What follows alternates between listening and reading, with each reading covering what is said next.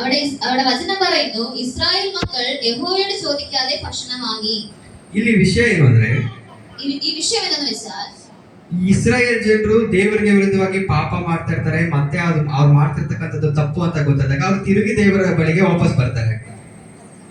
ಇಸ್ರಾಯೇಲ್ ಜನರು ದೇವರಿಗೆ ವಿರುದ್ಧವಾಗಿ ಪಾಪ ಮಾಡ್ತಾರೆ, ദൈവത്തിന് വിരോധമായി പാപം ചെയ്തു. ಮತ್ತೆ ಅದು ನಾವು ಮಾಡಿದ ತಪ್ಪು ಅಂತ ಗೊತ್ತಾದಾಗ ತಿರುಗಿ ದೇವರ ಬಳಿಗೆ ಬರ್ತಾರೆ. പിന്നെ അത് നാം ചെയ്ത തെറ്റാണെന്ന് മനസ്സിലാക്കിയിട്ട് പിന്നെ ദൈവത്തിന്റെ സന്നിധി തിരിച്ചു വന്നു. ಆದ್ರೆ എന്നാൽ ಇಸ್ರಾಯೇಲ್ ಜನರ ರೀತಿಯ ಅಲ್ಲ ಯೆಹೋಶುವನು.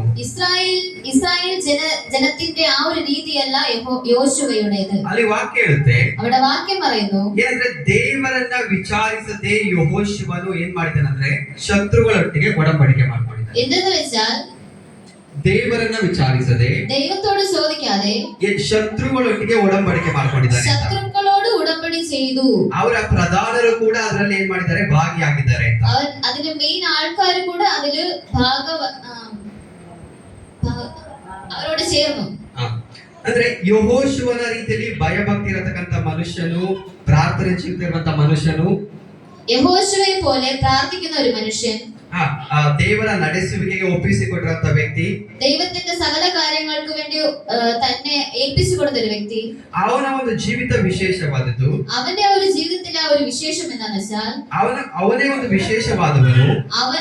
യോശുവേ അതൊരു വിശേഷപ്പെട്ട ഒരു പുരുഷനാണ്. ಆ ಒಂದು ವ್ಯಕ್ತಿ ಶತ್ರುಗಳೊಟ್ಟಿಗೆ ಒಡಂಬಡಿಕೆ ಮಾಡ್ಕೊಂಡಿದ್ದಾನೆ. ಶತ್ರುಗಳോട് ഒരു ഉടമ്പടി ചെയ്യുവാണ്ട സാഹചര്യം. ಅವನು ದೇವರ ಸಮ್ಮುಖದಲ್ಲಿ ಕಾದಿಲ್ಲ, ದೇವ ಸಮ್ಮುಖದಲ್ಲಿ ಪ್ರಾರ್ಥನೆ ಮಾಡಿ ಕೇಳಿಲ್ಲ. അയാൾ ദൈവത്തോട് പ്രാർത്ഥന ചെയ്ത് ചോദിച്ചില്ല.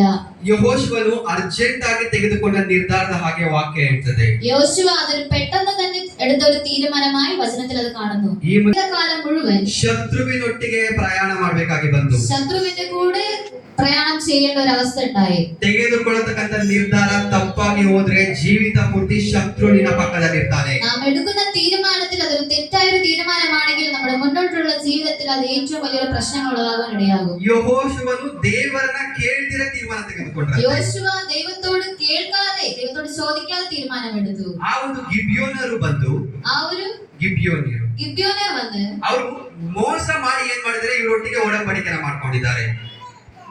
യോശുവയോട് മോശം ചെയ്ത് ಅವರು ಒಡಂಬಡಿಕೆ